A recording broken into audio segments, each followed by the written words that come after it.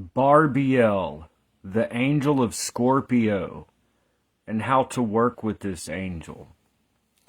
Hello everyone, this is Taliesin McKnight. Thank you for joining me today.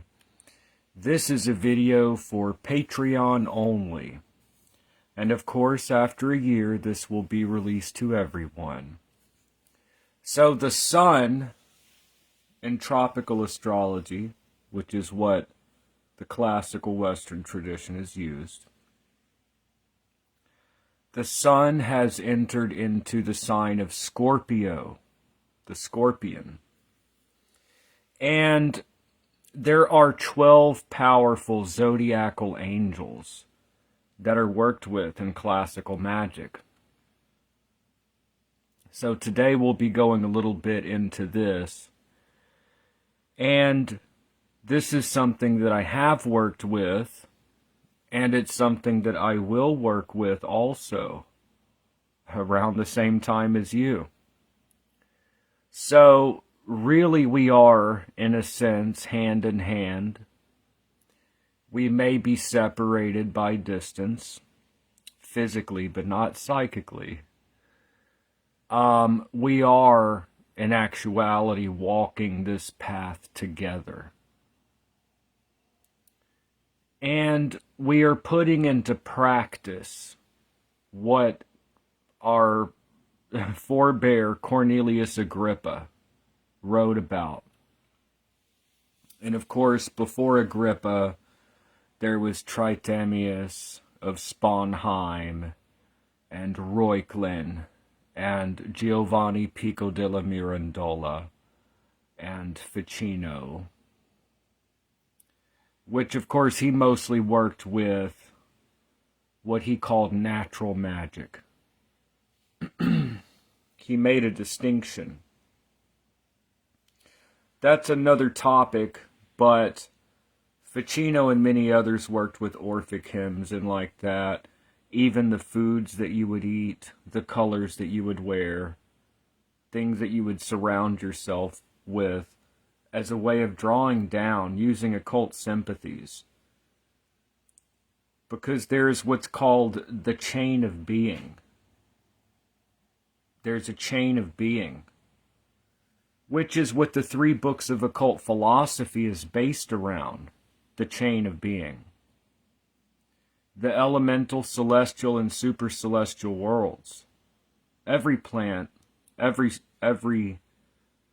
animal, every metal, every stone is associated with a particular planet or star. And we have a living cosmos.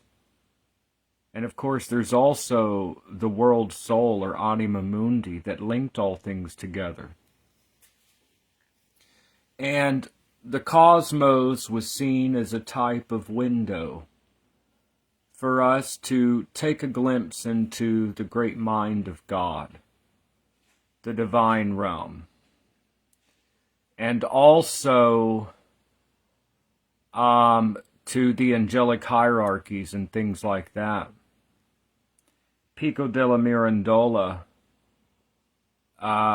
in the 15th century, he talked about how, in his magical conclusions, that Ficino's natural magic was in a sense incomplete, because that's just one perspective.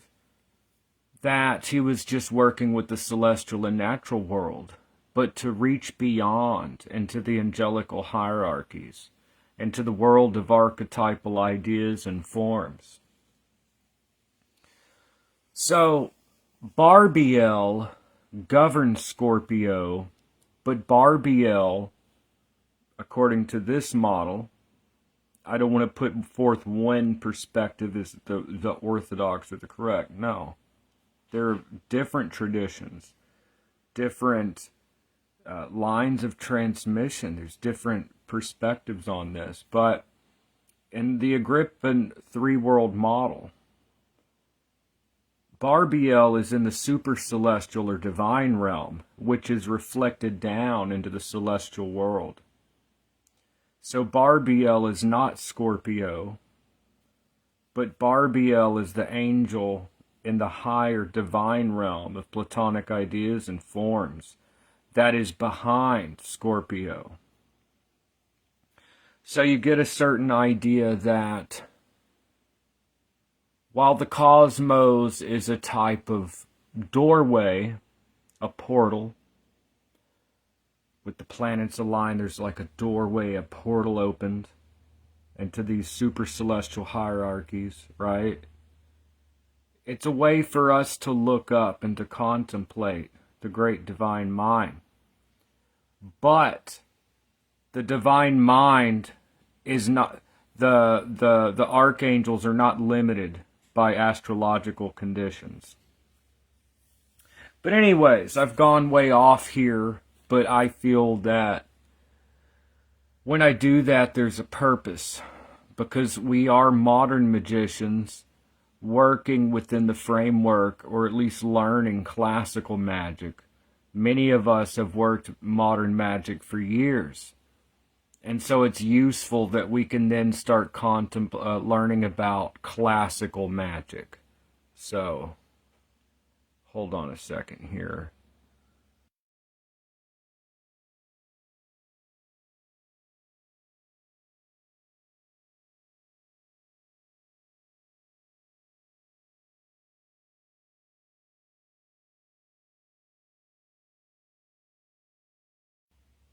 All right. So, anyways, I feel like this is long and drawn out, but I feel like there's something useful for this. Because we stand upon the backs of those that come before us. This is a very ancient tradition, with its roots in late antiquity, passed on in the Arab world especially, we see in Picatrix and things. And then we see in the Renaissance period, through the great sages, Mirandola and Reuchlin and Agrippa and Tritemius and all of that, on into the modern period. Anyways, Barbiel.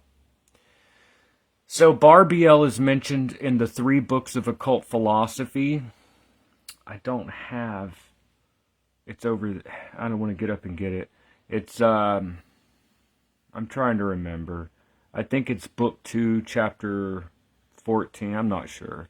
It's the one that has the tables that shows the 12 tribes of Israel, the 12 permutations of Tetragrammaton, the 12 zodiacal angels. So it's in Cornelius Agrippa.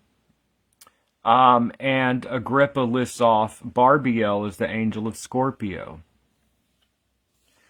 Now, the sigil of this angel first appears in the magical calendar. So the sigil of this angel, it's backwards, the camera's reversed, but you could see it online. Should actually be on the left side. But if you go to the magical calendar, it's found on Esoteric Archives. So if you go to Google and you type magical calendar Esoteric Archives, you'll be able to pull up the sigil of this angel. That's where it first appears. And the magical calendar was actually a copper plate that was published around 1618. And the magical calendar was very popular, you know. Here's a book written on the magical calendar. So, the magical calendar. This book also has listed the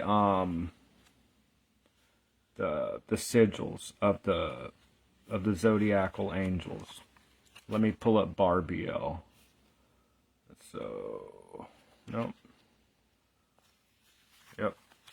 So there it is on page 102.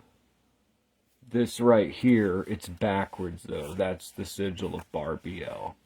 So it's found in the magical calendar. It's if you want to go to the earliest source from 1618. The early 1600s. And then Agrippa, of course, writes about it, but that's the sigil. And basically, the sun is entered into Scorpio. What I do and what I recommend, and many other traditional classical magicians do, is they use the day and hour of the sun. So right now the sun is in Scorpio. So on a Sunday at sunrise, that's perfect. You don't even need a planetary hours calculator. You know that at sunrise, that planetary hour is going to match the planet of the day. So the sun rules Sunday. So Sunday at sunrise, that's the day and hour of the sun. I recommend, day and hour of the sun. I should probably do a working this Sunday then. Are you going to do a working this Sunday? I am. We're going to do this together. We are getting although it is a waning moon, according to the Key of Solomon and a lot of these classical sources, you do work with moon phase. To bring in, you work with the waxing moon. And especially if you're going to be scrying in a stone and stuff, it's better to work with the waxing moon. So actually, I think I'm going to wait until the moon is waxing again. So you have some time to gather materials and do some research. I would do it when the moon is waxing. When the moon is waning, you get more.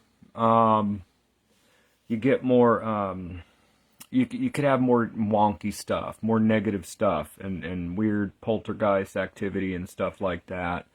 So it's good to do it while the moon is waxing. That's what I recommend. So when the moon starts waxing while the sun is still in Scorpio, on a Sunday at sunrise, that's perfect. You can get a planetary hour calculator called Planetary Times. I use it on my phone.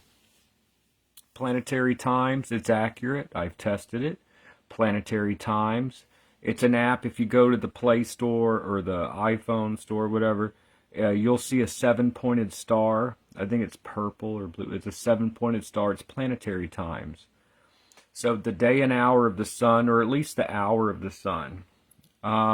Basically, you would mark the sigil, and there are 12 permutations, which a permutation is the rearrangement of the letters.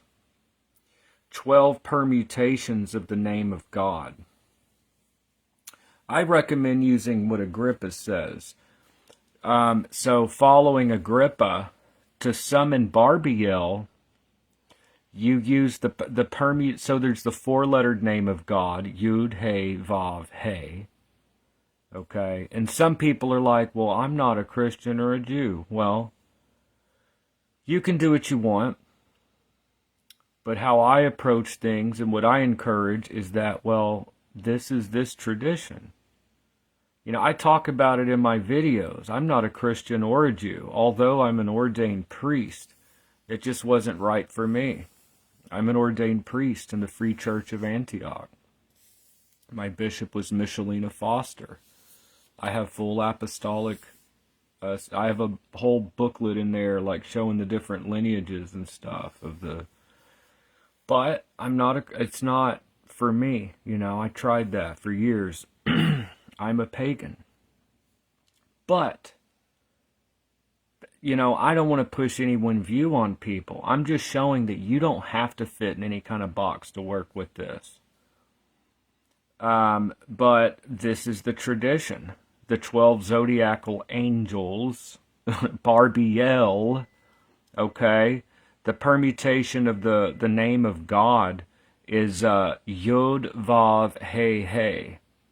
So you take the 4-letter name of God, YHVH, Yahweh, or Yud, He, Vav, He. I have somebody messaging me. That's important, but that's going to have to wait for this video. Agrippa has it is Yud, Vav, He, He. That's the permutation. So something like Yevaha, or Yewaha, Yevaha, something like that, Yevaha, Yud, Vav, He, He. So what you would do is, you would have, I recommend a couple of white definitely candles and incense. Agrippa says that at all, any kind of ceremonies or prayer or anything, to have candles lit. The lighting of candles is very important to call down that type of divine, the divine light, and also the light of lights, and also to drive away impurities. Many reasons. Lit candles.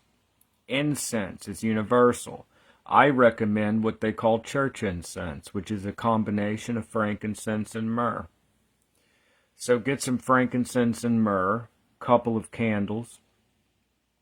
You could even, with a red marker, or carve it into the candles, the sigil of Barbiel.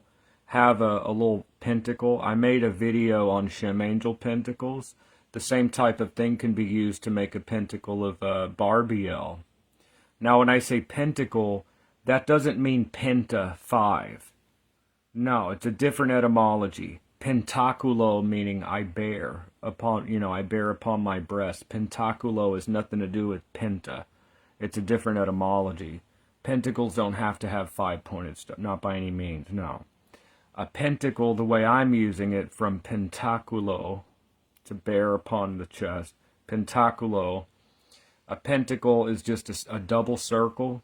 Within it, put the name of the angel and the sigil of the angel, and then in the between the double ring, write the 4-lettered permutations of the divine name 12 times.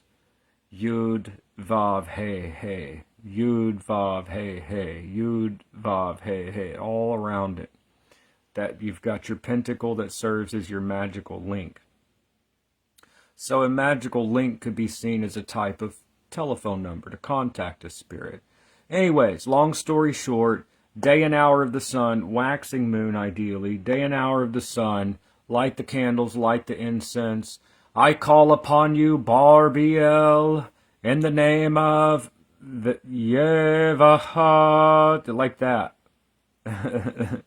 That type of thing. Oof. I feel like an energy. So what is Barbiel useful for? So a very late text, the Divine Cabal, all the way up in the 19th century, but many people find it useful. The Divine Cabal, which is a Shem Angel text, the Divine Cabal, and I found it to be very useful in this office. I've had a lot of things cleared up with this angel that I've had issues with for years. So what does the Divine Cabal say? It says, on October 23rd, I'm quoting from the Divine Cabal here, on October 23rd, the sun enters the sign of the Scorpion. The name of God of 4 letters, he gives a the Divine Cabal gives a different permutation. The name of God of 4 letters, Vieja. That's Vav Yud He He. But Agrippa says Yud Vav He He. I'd go with Agrippa. It predates it by centuries. Not that that's necessarily better, but I prefer Agrippa. That's just me. When I see a discrepancy, I tend to go towards Agrippa. Assigned to the angel prince of the sign, called Barbiel. So when you call on the angel, use the permutation of the divine name. That's classical Agrippa. That's bringing the 3 books of occult philosophy from the 16th century into your magical praxis. Assigned to the angel prince of this sign, called Barbiel. That is sincerity or purity of God. I haven't checked that. I'm not sure if that's actually inaccurate, but it says here, sincerity or purity of God. His office is to explain things obscure and doubtful. And that's what I've worked with this angel for. I've had things that have troubled me with spiritual path and occult learning for years that I've had Barbiel just explain, and it just blew my mind.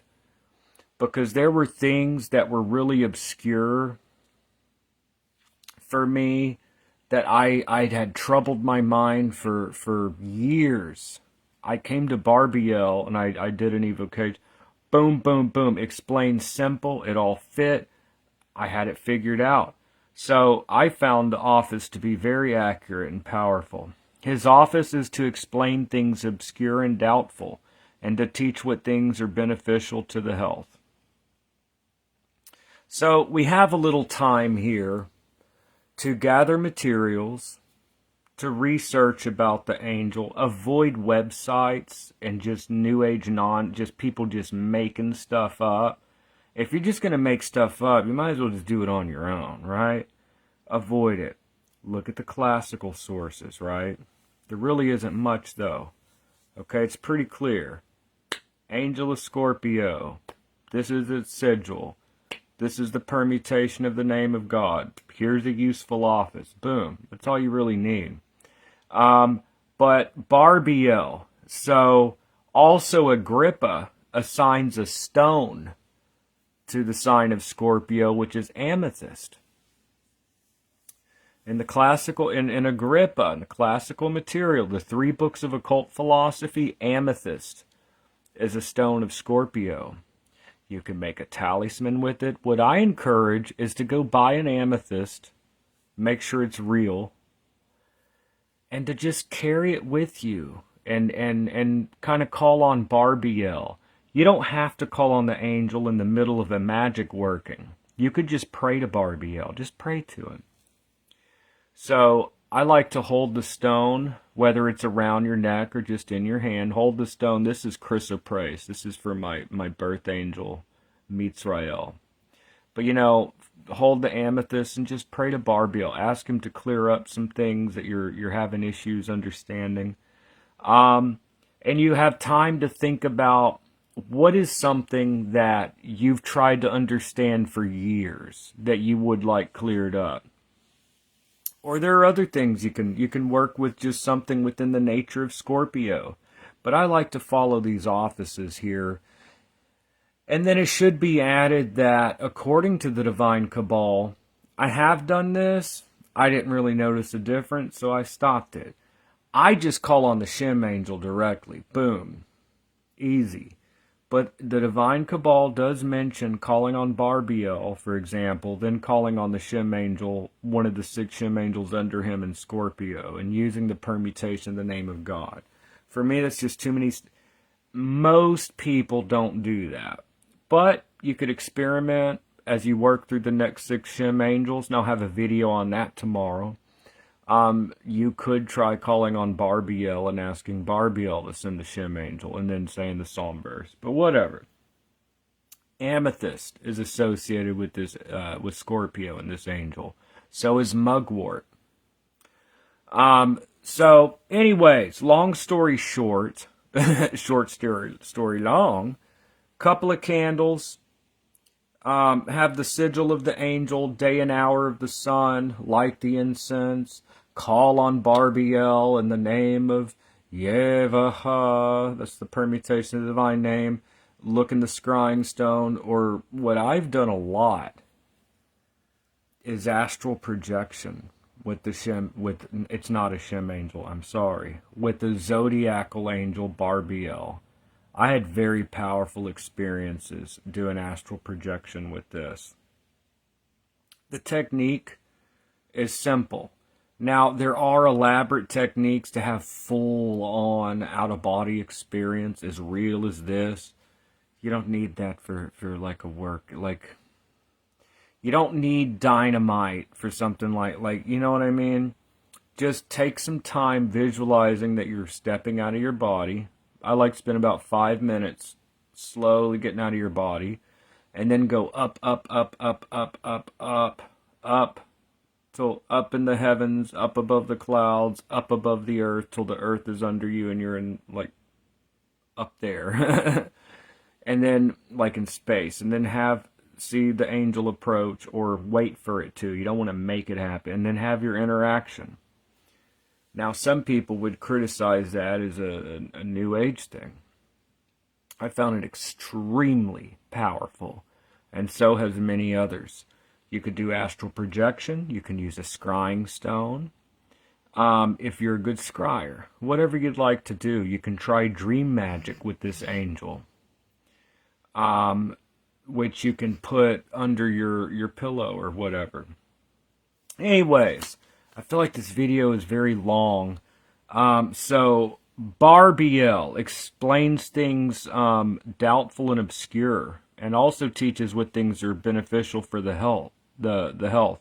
So that's a video for Patreon. I really appreciate my Patreon subscribers. Thank you. So one person was very generous with their, with their subscription. I had to message them like, are you sure? Was this an accident? But I don't want to call out the name because I don't have permission. But I just wanted to say thank you, because this really does help me out, It does help me out. Believe me, your subscription actually helps me out a great deal. So it makes me where I can really focus on this content. But anyways, so that's it for now. And then in the morning, or tomorrow rather, probably the afternoon, I'm going to have the next Shem Angel up. So thank you so much for joining me. I really appreciate y'all. And I hope that y'all have a wonderful evening, day. And I'll see y'all in the next video. Have a great day, y'all.